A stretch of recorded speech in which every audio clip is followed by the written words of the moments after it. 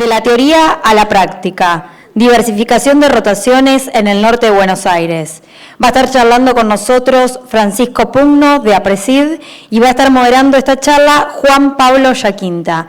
Recuerden también que pueden mandar sus consultas, dudas al siguiente número, 3416 11 49 29.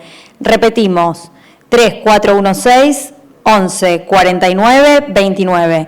Y al final de la charla va a estar leyendo las preguntas Juan Pablo. Juan, te dejo a vos. Muchas gracias. Pequeño detalle, gracias. ¿Se escucha bien allá al fondo? Hay lugar acá si quieren acercarse, nos amontonamos un poco. Bueno, muchísimas gracias por la presentación. A mí me toca, yo soy miembro de la regional de APRESID 9 de Julio Casares y tengo, bueno, el orgullo y el honor de presentar a un colega, Francisco Pugno, de la regional Venado Tuerto, Pergamino Colón, perdón. Francisco es gerente de producción en Agritest. Agritest es una empresa familiar de Pergamino que realiza agricultura regenerativa en campos propios y alquilados. Se enfoca en la constante mejora de la salud del suelo.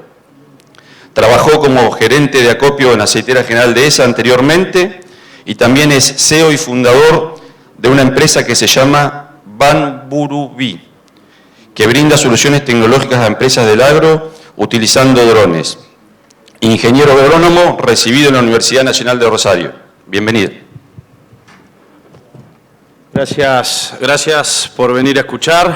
Gracias a APRESID por la invitación a poder contar un poco lo que hacemos. Y a APRESID, específicamente a toda la organización, staff y resto, felicitarlos por este congreso. Una cantidad y calidad de contenido que realmente da gusto participar y creo que una era o un momento lindo tanto para productores como técnicos de poder aprovechar todo este conocimiento que se está generando y poder hacer un poquito de jueguito, digamos. Voy a presentar muy cortito, así tratamos de disparar algunas dudas que les surjan de lo que les voy a ir contando y generamos un rico intercambio cuando termine la presentación. Pero básicamente, recién Juan Pablo mencionó la empresa donde trabajo, es una empresa de tipo familiar, se llama Agritest y está radicada en el norte de la provincia de Buenos Aires. Nuestra matriz productiva está distribuida en los partidos de Pergamino, Salto y Rojas, para que se ubiquen, y trabajamos aproximadamente unas 1.700 hectáreas por año, de las cuales la mitad es propia y la mitad alquilada más o menos. Nuestra principal actividad, perdón, ahí está bien. Nuestra principal actividad es la agricultura extensiva, que la llevamos a cabo bajo un modelo de agricultura regenerativa. Y otro tema importante de cómo producimos en Agritest es que llevamos a cabo el mismo tipo de manejo en lo que es campo propio que en campo alquilado. Actividades secundarias que tenemos un módulo de cría ganadera ahí en el campo de Salto, y desde el año pasado incursionamos en la producción de nuez pecan también en ese campo en Salto.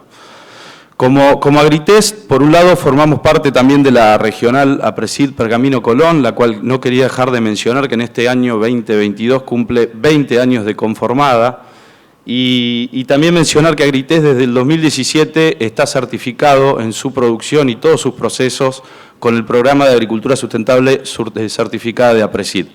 El sello de OBIS lo logramos el año pasado. OBIS es el representante argentino del Instituto Seibory y es un sello que logramos el año pasado específicamente para la actividad ganadera. Y empiezo con estas fotitos un poco porque la idea de la charla es repasar y contarles cómo fue mutando y cómo fue evolucionando el sistema productivo que llevamos a la práctica durante la última década, ¿no?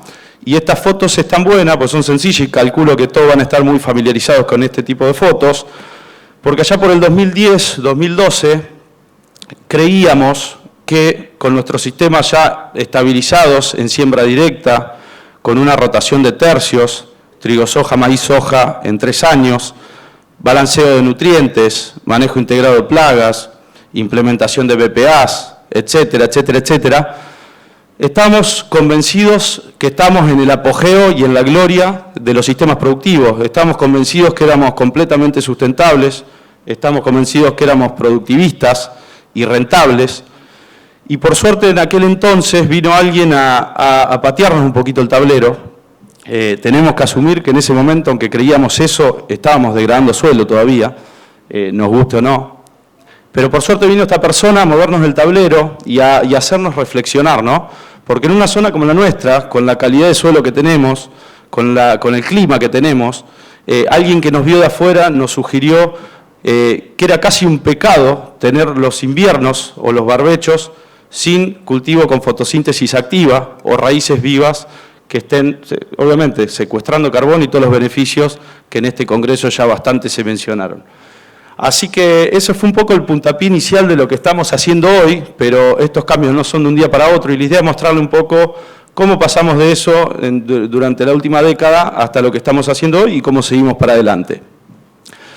Fíjense que uno de los primeros temas de esta reflexión que nos generó esta persona fue pensar a los sistemas como siempre verde, este mensaje que tanto menciona Presid, el siempre vivo, siempre verde, donde tenemos que tener como objetivo y empezar a intensificar las rotaciones de manera tal de lograr la mayor cantidad de materia verde a lo largo del año, ¿no? Este concepto que ya hoy está bastante más incorporado en todos nosotros, que en el 2010 obviamente era algo un poco fuera de lo normal.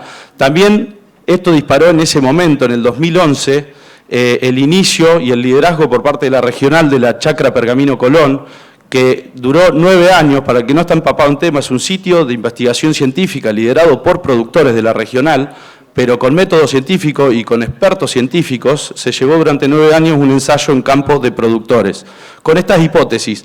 ¿Qué pasa si intensificamos? ¿Qué consecuencias va a haber? ¿Cómo lo hacemos? Etcétera, etcétera, etcétera.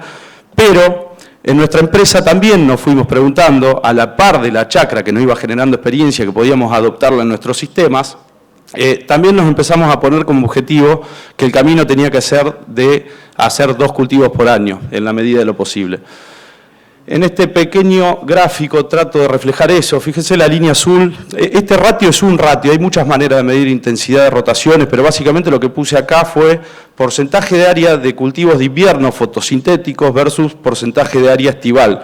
Porque en el verano nunca dejamos un lote sin producir en barbecho, al menos en nuestra zona, entonces sería el 100% de la superficie. ¿Cuánto en invierno estamos haciendo fotosíntesis sobre el total del verano?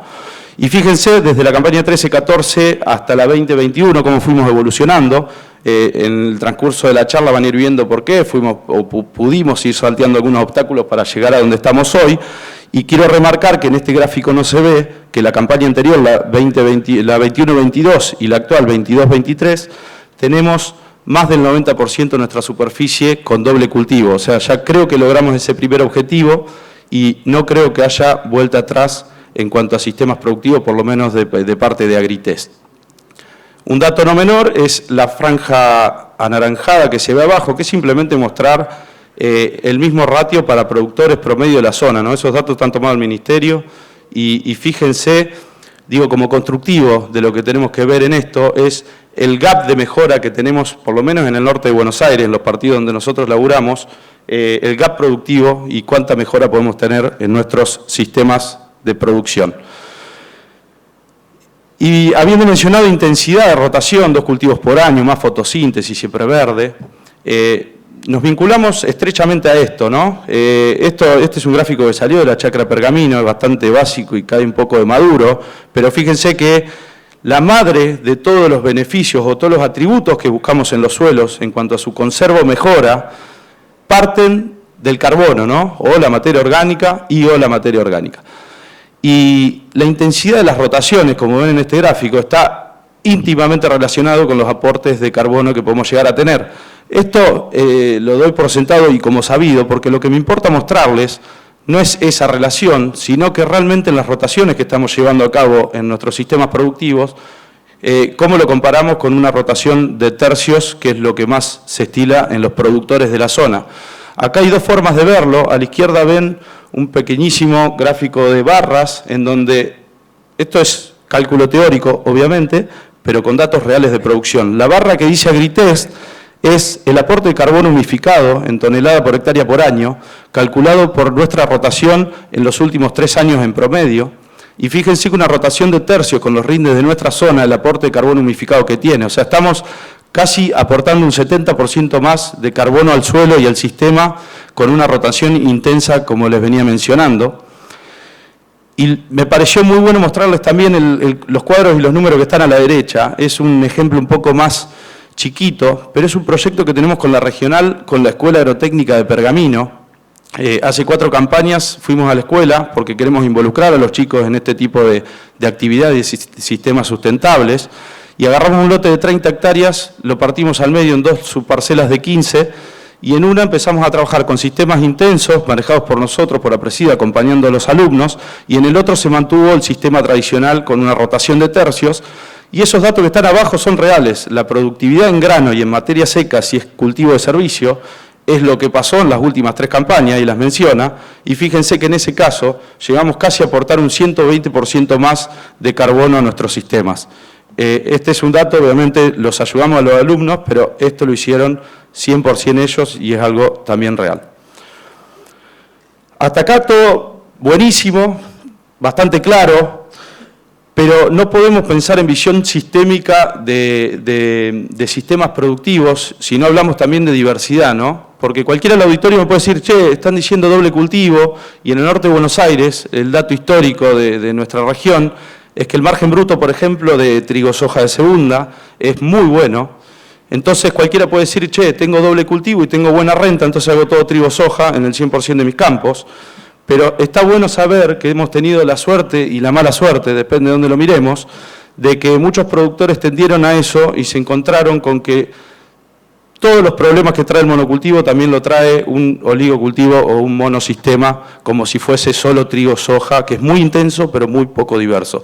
Y por eso mencionarles que también un desafío de allá por 2010-2012 fue cómo, aparte de intensificar, también diversificamos nuestro sistema, cómo empezamos a involucrar más especies o más cultivos a nuestras rotaciones.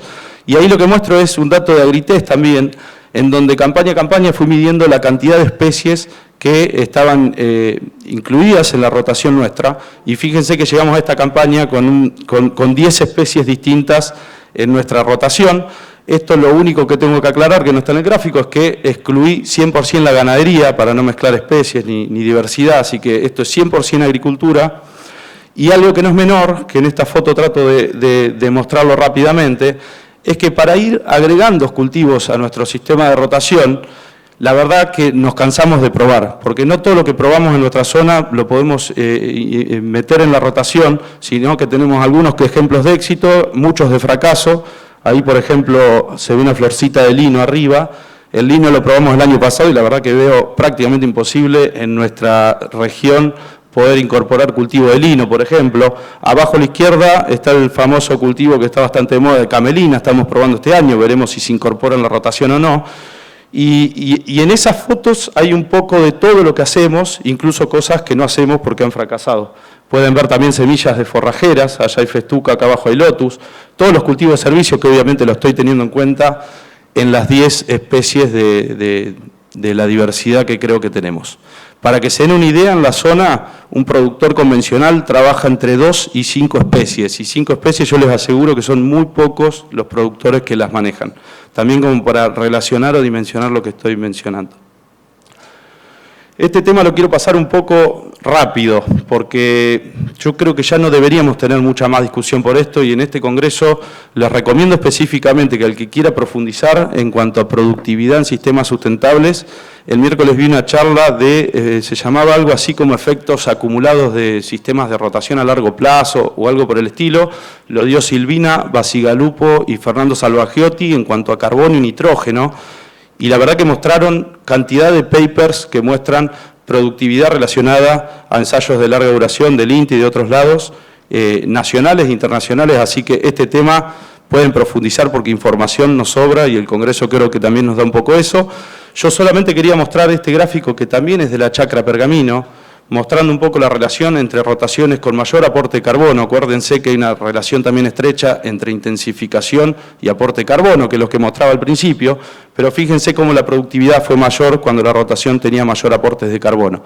Lo más llamativo de este gráfico y lo que vimos en la chacra fue que aún rotaciones con menos cosechas, porque tenían cultivos de servicios metidas en la rotación, o sea, no se cosechaban, contra rotaciones que tenían más cultivos de cosecha, tenían mayor rendimiento acumulado en las rotaciones con menor cantidad de cosecha. Eso es muy llamativo porque hay muchos productores y muchos técnicos que ven una vicia divina, que ven un centeno divino, cualquier cultivo de servicio, y dicen, me da lástima no cosecharlo, o rolarlo, o incorporarlo al sistema. Y en realidad esto nos está mostrando que independientemente de no aprovecharlo como una cosecha, estamos teniendo mayor productividad.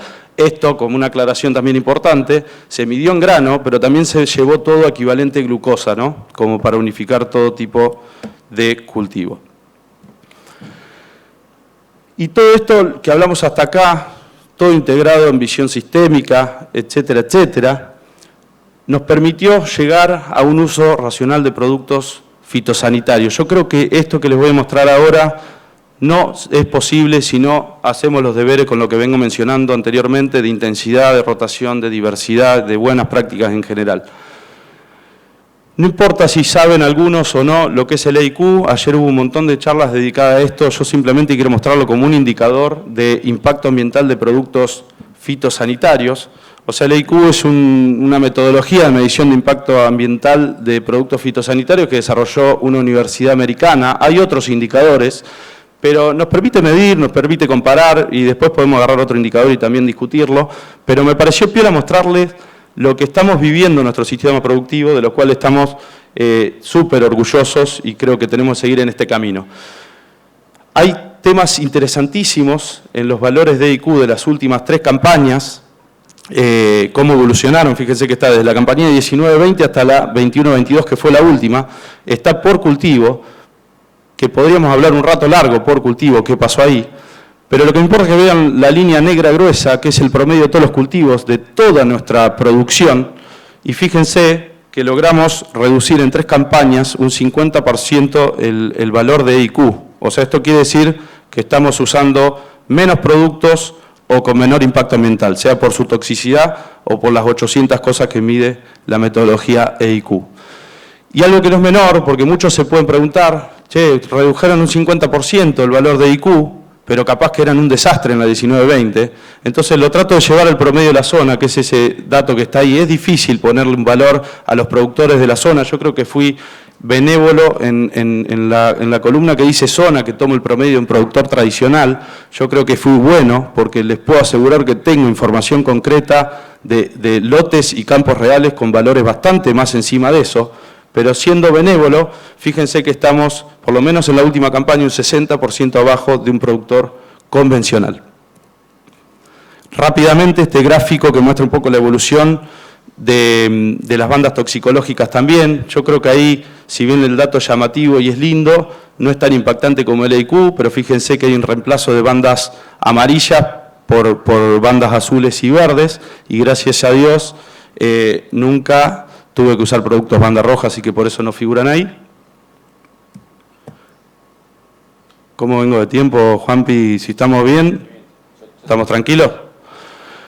Porque esta diapo prefiero que la lean ustedes, y si tienen alguna duda puntual de algunos de los desafíos que voy a mostrar, prefiero que lo charlemos cuando termine. Simplemente les quiero contar algún ejemplo de esto que puse acá, de cómo en este intento de intensificar rotaciones, de diversificar y todo lo que les vengo contando en la charla de nuestro modelo productivo, que también nos fuimos encontrando con dificultades, que algunas las pudimos superar, otras quisimos buscar soluciones que no fueron exitosas, y muchos otros desafíos que hoy tenemos y todavía estamos resolviendo, ¿no? Porque esto es muy dinámico y así hemos podido construir o llegar a donde estamos ahora. Pero un tema que lo puse primero, no porque sea tan importante, pero creo que cualquier productor que haya iniciado o esté iniciando en una intensificación y diversificación de rotación se puede encontrar con esa situación, es el maíz tardío. El maíz tardío, nuestro esquema, al ser vicia, maíz tardío, la secuencia, era muy importante, no podíamos prescindir del maíz tardío porque la expresión de la vicia, cuando vas a maíz tardío, la verdad que nos parecía agronómicamente fenomenal, con lo cual, al meter maíz tardío en la rotación, nos encontramos que cuando cosechamos en julio o en agosto, y íbamos a soja de primero en octubre, nos costaba horrores lograr un cultivo de invierno en ese pequeño espacio de tiempo, ¿no? Así que probamos, ahí menciono cosas buenas y malas. En algún momento en Agritest pensamos, como estamos en zona de semillero, dijimos, y las máquinas de espigas están libres en la época que nosotros estamos con maíz tardío, dijimos cosechemos espigas, metámoslos en trojas, airémoslo, sequémoslo, pero liberemos el lote más temprano. Hicimos un Excel, nos dimos cuenta que era totalmente inviable. También probamos mucho, esa fue la época en que se puso muy de moda y se empezó a darle mucha bolilla a la siembra aérea, sea con avión o con boleadoras, pero sobre maíces tardíos se empezó a probar mucho la siembra de gramíneas para ir a soja de primera, y si bien hay casos de éxitos en otros modelos productivos, nosotros no logramos nunca una buena implantación de cultivo de servicio. Nosotros tenemos maíces de alta densidad y con una estructura de cultivo que probamos avena, probamos centeno, y la siembra aérea nunca, la probamos un montón de años, nunca pudimos dar en la tecla, así que no es algo que estilemos usar, aunque nos encantaría. Sí logramos muy buenas siembras aéreas de vicia sobre soja de segunda, eso sí lo usamos un montón y ahí ya tenemos vasta experiencia y que funciona bien. Así que la siembra aérea también no nos dio una solución. Lo que sí nos dio una solución hoy, que no creemos que sea mágico ni eterno, pero hace 3 campañas nos viene dando resultados, fue la incorporación de híbridos cortos, de ciclo corto, o de tasa de secado rápido en los maíces tardíos. Nos arriesgamos mucho porque cualquier técnico que sepa del tema te dice que hay una pérdida de rendimiento por usar un ciclo corto respecto a un ciclo completo, ¿no? Pero nuestra duda era cuánto estamos resignando de rinde para ver si valía la pena hacer ese esfuerzo, pero liberar el lote antes. Así que empezamos a probarlo y hasta el momento venimos con muy buenos resultados, sin resignar rinde por suerte, y liberando los lotes muchísimo más temprano. Algo que hacemos mucho es trigo sobre maíz, que es algo agronómicamente no tan recomendado, pero nosotros estamos súper acostumbrados. Cuando empezás a meter intensidad y diversidad, no tenés una rotación fija donde ya sabés la secuencia, sino que año a año nos sentamos a evaluar qué ponemos acá, qué ponemos allá, y obviamente balanceamos por temas económicos esa rotación. Económicos y agronómicos, porque siempre que haces mucho de algo, después te trabas en el otro lado, así que no tiene sentido. Hay una serie de ejemplos también, como el cultivo de servicio para un maíz de primera, tema hablado en todas las regiones, pues maíz de primera se siembra en septiembre o en octubre, depende del lugar, y es muy difícil encontrar algo para hacer en invierno que llegue y que agregue servicios ecosistémicos para un maíz que se siembra en septiembre, porque no dejamos expresar todo el potencial de un cultivo de invierno cuando nuestro ambiente de explosión es en primavera, septiembre, octubre casualmente, así que fue un desafío también que tuvimos que trabajar bastante. La siembra en verde, hace las últimas 2 campañas, el 100% de nuestro maíz de primera fue en siembra en verde. Estamos felices, pero operativamente es muy difícil y hay ajustes de manejo para hacer, también que tenemos que seguir aprendiendo. Uso de indicadores biológicos, lo menciono porque en la chacra 1 tenemos cantidad de información de indicadores biológicos que son innovadores y disruptivos a nivel mundial. Tenemos información que no hay en el mundo sobre biología de suelos, de la mano de Luis Wall y equipo, pero nos cuesta mucho entender o bajar a tierra cómo los podemos usar. Así que ese es un desafío que puse para adelante. Balance de carbono, le estamos dando bastante importancia. Reducción de uso de fertilizante para nosotros es un cuello de botella enorme. Tenemos niveles de fertilización nitrogenada altísimos en nuestros sistemas de alta productividad y eso en emisiones de carbono o óxido nitroso son tremendamente impactantes, así que tenemos mucho para trabajar ahí. Aplicaciones selectivas como un amplificador de reducción de IQ, de uso o de impacto ambiental, así que también vemos ahí un nicho espectacular para mejorar todos los productores, intensificándonos. Ayer hablaron también de nanotecnología en insumos en agroquímicos, que también permiten que los valores de IQ se reduzcan significativamente. Corredores biológicos, polinizadores, enemigos naturales, desafío enorme para adelante, pero ya lo estamos trabajando en la nueva chacra que disparamos este año. Mantener bajo impacto ambiental, ayer en una charla similar a esta de impacto ambiental surgió el tema. Para nosotros es muy importante este punto, porque lo que les mostré de bajar el EIQ, bajar o usar más racionalmente los insumos, no digo que sea fácil, pero ya mostramos que es posible, con un sistema es posible. El desafío para nosotros es cómo lo mantenemos bajo, porque ayer surgió la pregunta de, che, bajé el EIQ porque saqué un herbicida, pero quizás generé un banco de semillas tremendo para el año que viene que me va a resultar en tener que aplicar una bomba el año que viene, así que el desafío es mantenerlo bajo. digitalización como un tema que creo que también amplifica todo lo que estamos hablando.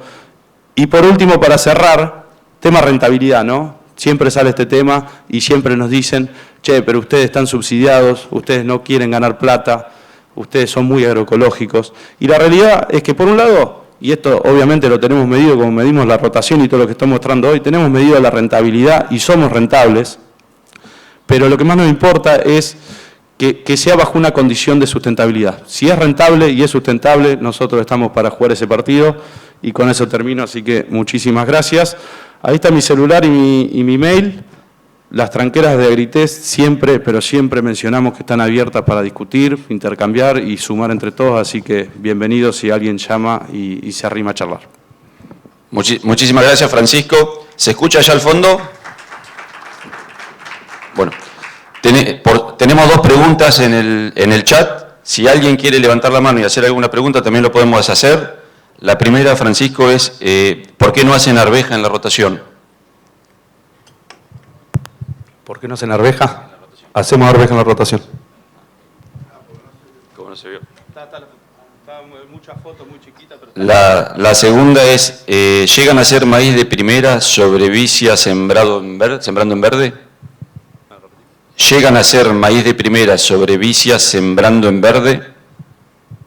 Sí, recién lo mencioné rápido también por los tiempos, pero está bueno que pregunten, es un recontracuello de botella. Hay muchos productores, colegas, conocidos nuestros, tratando de buscar la especie mágica que entre a maíz de primera. Me voy a pasar allá porque el rebote... Perdón, porque si no escucho doble me vuelvo loco. Muchísimos colegas, incluso nosotros, hace muchísimos años, diciendo ¿qué especie ponemos para ir a maíz de primera? Porque no llegás con nada. No llegas con nada porque todo explota en agosto o en septiembre o en octubre, donde vos ya estás pensando en secar ese cultivo para ir a maíz de primera. Nosotros probamos, no puedo mencionarle la cantidad de especies o alternativas que probamos, pero trébol persa, trébol subterráneo, trébol encarnado, trébol de lo que se imaginen. Me han mandado tréboles de no sé dónde, lupino, con asociaciones obviamente de gramíneas con leguminosas, que a nosotros no nos gusta tanto para ir a gramínea, pero es algo que se viene y por suerte se está incorporando mucho. Lo que les puedo decir en maíz de primera es, por un lado, que la siembra en verde nos permitió aprovechar unos últimos 10-15 días de desarrollo de vicia que son claves, porque ese último lapso de tiempo hace que una vicia que todavía no cubre todo el suelo y está chiquita y tranquila, pasa a explotar de un día para otro y eso lo aprovechás solo si sembrás en verde, si secás antes no podés darte ese lujo, pero sí también asumimos que nos tenemos que poner contentos por ahí, no pidiéndole todos los servicios ecosistémicos a ese cultivo de servicio, como si fuese una vicia que va a maíz tardío, donde florece, donde produce una gran cantidad de biomasa, etcétera, etcétera. El maíz de primera no llega casi florecida y la biomasa estaba ahí que sí que no. Hoy les puedo asegurar que de piso tenemos 1000 kilos de materia seca de vicia y una cobertura muy buena en el lote, yendo a maíz de primera, y no me van a creer, pero tenemos datos concretos de producción y muchos, de 2.000, 3.000 y hasta 5.200 kilos de materia seca de vicia, sin florecer, yendo a maíz de primera. No sé si puse una foto, creo que al principio había una foto de una siembra en verde, pero ese lote tenía, déjenme ver... De todo, porque no tenemos, como decía recién, no es una secuencia tipo receta, sino que venimos de todo y vamos a todo. Un aprendizaje que tuvimos fue que esta vicia que va a maíz de primera, fíjense que ahí está la foto de la siembra en verde de un lote de maíz de primera en octubre, 5 de octubre, eso es en rojas y es la campaña 2021, no la última. Esa vicia, no me acuerdo si tenía 2.000, 3.000 kilos de materia seca y fíjense cómo estaba cubriendo, pero fíjense que no hay una sola flor, ¿no? Pensando en nitrógeno y todo. Lo que sí es importante respecto a tu consulta es, si vas a maíz de primera, nosotros veníamos viendo que cuando hacías vicia, iba a maíz tardío, casi no correlacionaba la fecha de siembra con la biomasa, porque sembrabas, no te digo que en agosto, porque hemos sembrado en agosto, pero hasta julio inclusive, o en abril, sí, el invierno la vicia estaba más o menos linda, pero en agosto, septiembre, octubre explotaba tanto que se emparejaba todo. En maíz de primera cambian algunas cosas de esas, y si no te anticipás en la siembra, no llegás bien, así que es importante, si destinás un lote a maíz de primera y podés sembrar cuanto antes la vicia, y por eso lo que dije de la siembra aérea, si venís de trigo-soja, que eso es muy normal en los sistemas de rotación, en la soja de segunda en senescencia, volarle la vicia, y ya cuando cosechaste la soja tenés una vicia nacida linda, implantada, que esa en el invierno ya explotó y para septiembre llegas bien. Pero hay una correlación de fecha de siembra cuando vas a María Prima. Hicimos muchas veces Poroto Mung, de hecho estamos vinculados a una empresa familiar también de especialidades y hicimos Poroto Mung. A mí no me convence el Poroto Mung por un tema, nosotros los cultivos tratamos de ver toda la integralidad o su función en la rotación. El lino, ¿por qué? A ver, más allá de lo económico, poner que el lino sea buen negocio, mal negocio, corrámoslo de lado. Pero es una plantita así, no genera biomasa, se llena de malezas. Entonces, ecosistémicamente, ¿para qué la quiero meter en mi rotación? Porque si bien es una especie más y en biodiversidad nos reinteresa, pero el costo-beneficio, eso es lo que vemos dificultoso. Un ejemplo concreto. Poroto Mung hicimos, hoy no hacemos y no creo que... ¿Cómo? ¿De poroto? Sí. Tengo acá otra pregunta. ¿Cómo manejan la cantidad de cobertura en los cultivos de invierno con respecto al riesgo de helada del cultivo siguiente, no? ¿Se entiende? Tema no menor para nosotros, helada obviamente en nuestro sistema con este nivel de rastrojos es obviamente como un defecto, llamémosle, ¿no? Eso no hay que correrse porque es una realidad y eso no hay mucho que discutir en la parte técnica, o sea, más cobertura, más se hela. Por suerte no hemos tenido episodios groseros de helada, de perder nada grande, pero sí, siempre estamos un poco peor que un lote sea labrado o sea con cultivos con mucho menos rastrojo, ¿no? Y también es un tema o un desafío esos niveles de cobertura, ahí lo ven en la foto, pero eso es realmente lo que tenemos. Si van al campo nuestro, muchos de acá fueron, eso es lo que se ve en todos los lotes. Ahí sembramos en invierno, muchos inviernos que vienen secos y aún así la fina o los cultivos de servicio nos cuesta sembrar por barro, porque no se secan más. Y empaqueta y deja el surco abierto y nos volvemos locos con eso. La calidad de siembra es muy complicada con ese nivel de rastrojo. Pero bueno, son las partes malas o defectuosas de estos sistemas, porque no es que todo es color de rosa, también estos sistemas hay que elaborar el doble o el triple que un monocultivo, ¿no? Así que digo, si a uno no le gusta, vaya mirando por otro lado. Nosotros creemos que este es el camino. Bien, acá tengo otra que está interesante. ¿Pensás que es positivo incluir la ganadería en estos sistemas? ¿La ganadería? Sí, totalmente. Estamos en una zona agrícola muy fuerte, donde la renta de la ganadería es el único aspecto que veo. Bueno, la renta y por ahí el tema de la estructura que muchos no se quieren meter, o el recurso humano que también es una gran dificultad para la ganadería. Nosotros tenemos ganadería, nosotros... Es poco importante la ganadería en nuestro esquema y no nos interesa mucho crecer, pero en general yo personalmente la veo recontrapositiva, ojalá se pueda incorporar mucho más, y hay muchos ejemplos de Apresid mismo, ¿no? Balbito, ayer Andrés contó en su charla lo de la zona de ellos, hay muchos ejemplos de integración agrícola ganadera. Sepan que nosotros, muchos se ríen, pero nosotros pastoreamos cultivo de servicio, muy poco porque nuestro sistema de cría es chico, pero nosotros... avena o centeno para ir a soja de primera tenemos en todos los lotes, sea con pastoreo o sin pastoreo. La mayoría no se pastorea, pero muchos le hacemos un aprovechamiento con la ganadería en invierno, que siempre está el bache forrajero, y lo hacemos y nos encanta. La ganadería es importantísimo integrarla a estos sistemas y creo que es necesaria, en la medida que también la rentabilidad lo permita. Yo veo que en zonas no como las nuestras, sino alejándose a zonas un poco más, no marginales, porque no son marginales, pero sí de menor rentabilidad o menos productividad agrícola, creo que es más fácil incorporar la ganadería y creo que es necesario. O sea, los sistemas ganaderos bien manejados, todo lo que conté de carbono, todo lo que conté de insumos, etcétera, etcétera, para mí lo llevo a un nivel superlativo. Buenísimo, gracias Francisco. Otra pregunta, en lotes planos con riesgo de encharcamiento en invierno, ¿cuál es la especie a utilizar sin comprometer el cultivo siguiente? ¿Se entiende? Con encharcamiento. En lotes planos con riesgo de encharcamiento en invierno, ¿cuál es la especie a utilizar sin comprometer el cultivo? No sé quién pregunta y de qué zona. En nuestro caso, el 95% de los lotes son planos y son encharcables. Estamos, como dije, Pergamino, Roja, Salto. Tenemos muy pocos lotes con relieve, porque para el lado de Arroyo Dulce, por ejemplo, hay zonas con muchísima más pendiente que la nuestra, pero nosotros estamos en campos planos, encharcables.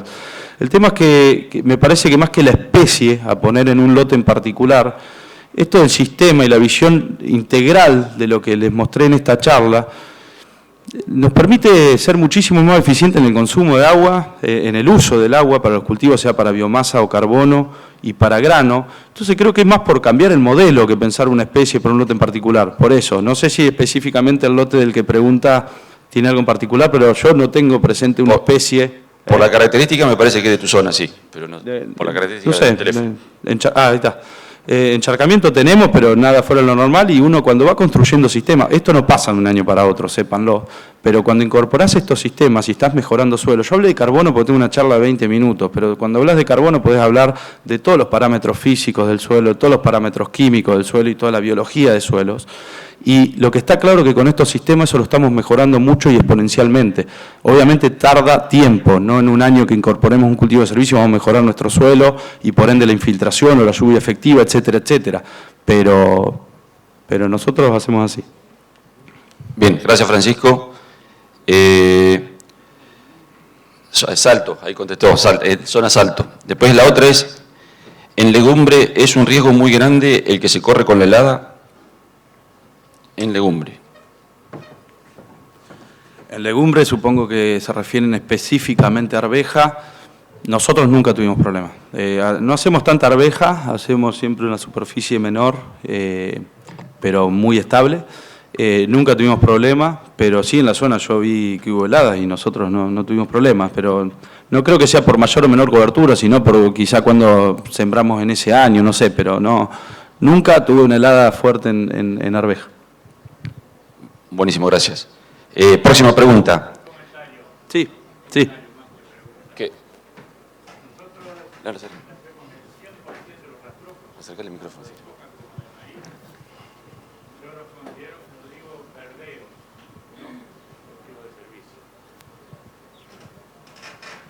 Hola. Lo llamo verdeos más que cultivo de servicio, porque los pastoreamos a todos y pastoreamos mucho. Digo que son y con una carga bastante alta. El establecimiento tiene 4.000 hectáreas agrícolas, tenemos y 1.000 hectáreas de ganaderas. Pero en total, entre ternero, vaca de tambo, vaca de cría y todo lo demás, tenemos 12.000 cabezas adentro.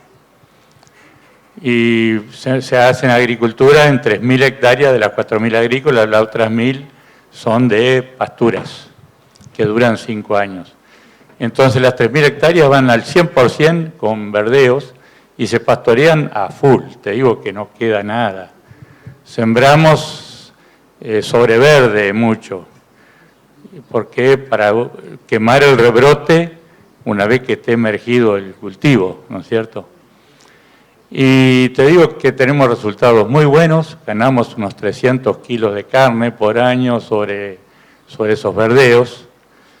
Y yo siempre digo, y la agricultura no logramos ni más ni menos que los vecinos que hacen siembras sin verdeo, ¿no es cierto? Y yo insisto que muchas veces, bueno, mejoramos la materia orgánica, en eso lo llevamos hace más de 20 años. Tuve unos problemas con APRESID al principio, que el cultivo, que tenía que estar el suelo totalmente libre, ¿no es cierto?, en blanco.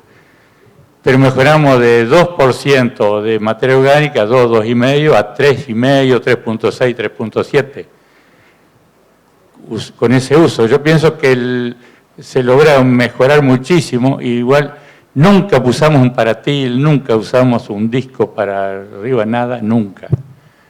Y empezamos con el primer siembra directa en el año 82. 82 la primer siembra directa. Y nunca usamos nada. Y mejorando eso, yo pienso que el tema está en las raíces, más que en la parte aérea.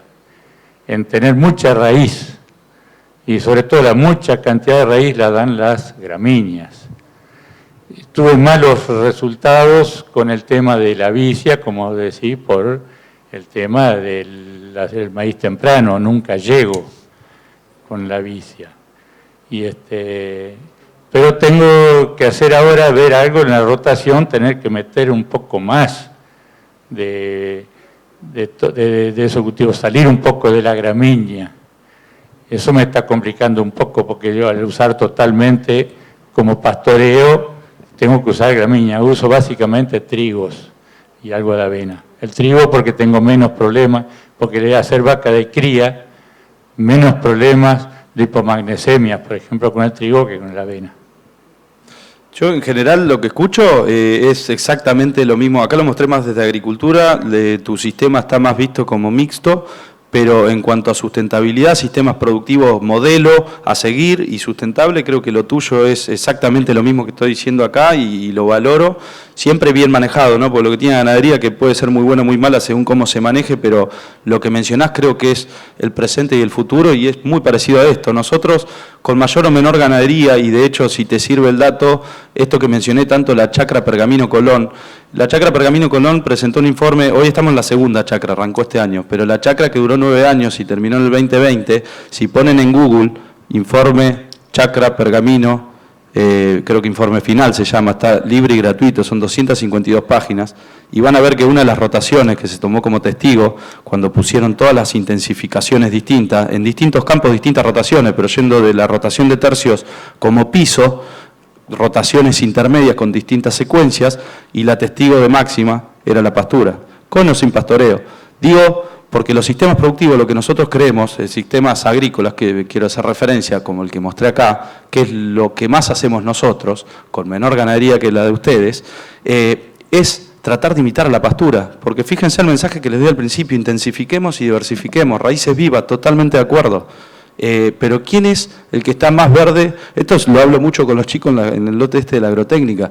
Le digo, chicos, ¿cuál es el cultivo que más verde está a lo largo del año? Y todos miran, empiezan a tirar. La pastura. No hay doble cultivo agrícola que iguale una pastura. Las raíces de una alfalfa combinadas con gramínea y quizá alguna otra especie, o sea, brillante. Y es muy importante lo que vos decís del tema de gramíneas y vicias, porque en la chacra Pergamino también, cuando se puso la hipótesis de, tenemos que meterle carbono al suelo para que no se degrade y aumentar materia orgánica, etcétera, etcétera, etcétera, hablaron de la famosa bomba de carbono, le decían.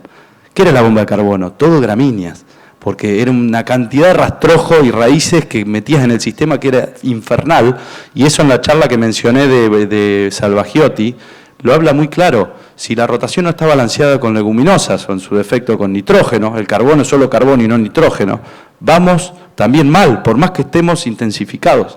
Por eso es tan importante también la diversidad y nada, agradezco y también te invito, si estás en la zona de Salto, nosotros estamos ahí, bienvenidísimo. Estamos en la zona de Hugues, así que no estamos tan lejos. Ya estamos en tiempo Tenemos cumplido. muchos amigos. Te hago las últimas 2 preguntas cortitas porque ya estamos en tiempo. Dale que nos echan. ¿Hacen maíz sobre trigo? ¿Sobre rastrojo de trigo? No, no es que no hemos hecho, pero no es algo que nos divierta ni nos guste. Sí. Y si hacen, trigo sobre rastrojo maíz en la rotación. Sí, el trigo sobre maíz, lo mencioné en la charla, es importante para nosotros, tenemos muchísimo, así que sí, sin dudas, con sus riesgos, pero nos va bien. Y maíz maíz de segundo, maíz sobre gramínea, lo hemos hecho en casos muy particulares por alguna necesidad de un córner o alguna rotación o restricción de semillero, pero como extensivo e importante para nosotros no. Si bien muchos hablan de lindos márgenes, etcétera, etcétera, nosotros la bomba de nitrógeno que creemos que necesitamos en maíz de segunda, en nuestra zona o al menos en nuestro sistema, no nos divierte nada, así que es leguminosa, maíz, sea arveja, sea vicia, va maíz, y gramínea y va soja. Ese es el balanceo que también mencionaba recién de carbono y nitrógeno. Listo. Última pregunta porque estamos en tiempo, también relacionada a cultivos de servicio. ¿Qué criterios o información tienen en cuenta para decidir ir a maíz de primera con siembra en verde? En realidad tenemos una determinada superficie de maíz, lo que decidimos como cualquier empresa es cuánto maíz de primera y cuánto maíz tardío. Nosotros estamos en una zona transicional de que te conviene el de primera o el tardío. Los que conocen la zona, si te vamos para el río, suelos más arcillosos, más pesados, la mayoría de los años te da mejor el maíz tardío, entonces mucho mayor cantidad de superficie de maíz tardío. En nuestra zona estamos en el medio, que a veces te conviene uno y el otro, así que estamos más indecisos, y si te vamos para el oeste, el maíz de primera mata al maíz tardío, entonces les cuesta mucho más incorporarlo. Nosotros tratamos de balancear, todas las campañas tenemos más o menos distribuido la mitad de maíz temprano y la mitad de maíz tardío, y no me acuerdo algo de la villa que preguntaban en particular, pero... Espera, te voy haciendo otra mientras. Esperá, porque Me está matando. Me perdí. Sí, me perdí. ¿No estamos en tiempo? Estamos en tiempo. No, pero esto es lo rico, siempre el ida y vuelta es lo rico porque somos productores y también tenemos un montón de cosas para corregir y mejorar y siempre está bueno. Nosotros recibimos mucha gente en el campo, hacemos muchas jornadas, tanto con la regional como nosotros solos, y siempre nos suma algo la gente que viene y pregunta. Ahí. Otra pregunta más cortita. Sobre rotación trigo-soja, ¿hacen cebadas? Hacemos cebada. ¿Y problemas con helada? ¿Cómo? Nos está matando. Igual que todo, igual que a todo. Y Este año en particular, si le sirve al que hace cebada, hacemos poca cebada, nos gustaría hacer más, pero somos medio nuevos, hace 3-4 años empezamos a hacer cebada firme. Este año en particular tengo una cebada por primera vez, normalmente le hacemos una rotación más tradicional y este año en Rojas tenemos un lote que viene de vicia, ponele 9.000 kilos de materia seca de vicia, 10.400 kilos de maíz tardío sobre esa vicia, y ahí hicimos la cebada el 15-20 de junio. Pobrecita, sí está fea, está fea. Está uniforme, pero estoy con muy bajo stand de plantas y está sufrida por la helada, mucha cobertura. bien, última pregunta como para cerrar. Contaste que están en el sistema de gestión de calidad de ASC. Tirá las ventajas que vos ves de trabajar con un sistema de buenas prácticas como ese. Simplemente el programa, para el que quiera empaparse, también es libre y gratuito, está en internet, programa Agricultura Sustentable Certificada, está el protocolo de 49 páginas en Google, ahí pueden ver detalladamente en qué consiste. Yo creo que, de hecho, ahora me voy a una reunión de eso porque estamos permanentemente reviendo ese protocolo y generando mejora, porque lo que queremos es que todo el mundo certifique, no que sean contados con los dedos. Lo ideal sería que todos nosotros podamos certificar, pues la certificación lo que más te permite es meterte en un sistema de gestión que te obliga a tener mejora continua. No importa si están mal, no tenés que certificar si estás bien, tenés que estar ordenado y querer mejorar en base a un plan. Así que ese es el primer tema de la certificación, que es un poco engorroso en papeles, en procesos, si uno no está bien ordenado como empresa, pero te ordena de un día para otro y te permite gestionar mejor hacia adelante. Y segundo, no deja de ser un sello, porque nosotros estamos convencidos de lo que hacemos, creemos que está bien y sabemos que es verdad lo que hacemos y lo que decimos, pero siempre que venga un sello, un tercero que te audita, etcétera, es no solo ser, sino también parecer. Así que eso es como un detalle importante de la certificación. Bárbaro, muchísimas gracias Francisco, muchísimas gracias a todos por estar presentes. Un fuerte aplauso. Gracias por la presentación.